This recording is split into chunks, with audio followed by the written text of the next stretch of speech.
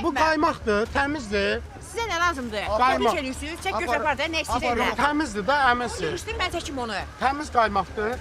Mən demirəm heç nə. Məqsədim burada kimisə çörəklə oynamaq deyil. Xəstəxanalarda günü-gündən insanların sayı artır. Bunlar gözlə görürük, xəstəxanalarda növbələri görürük. Həqiqətən də yağın nə qədər bizim üçün vacib bir qida olduğunun xəbəriniz olsun.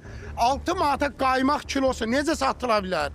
Əgər bu südün 3,5% yağ varsa, 20 litr süddən, 25 litr süddən və ya 20 litr süddən 1 kilo qaymaq əldə olunursa, bu qaymaq necə 6 manata sata bilər? Bu sualın cavabını biz laboratoriyada əldə etdikdən sonra tamamilə bu haqda geri dönüş edəcək. İndi isə bazarı gəzək. Mənim məqsədim xalqıma doğru xidmət etməkdir. Sat, amma denə palma yağıdır. Demə ki, süddən alınıb qaymaqdır. Bu sözü demə.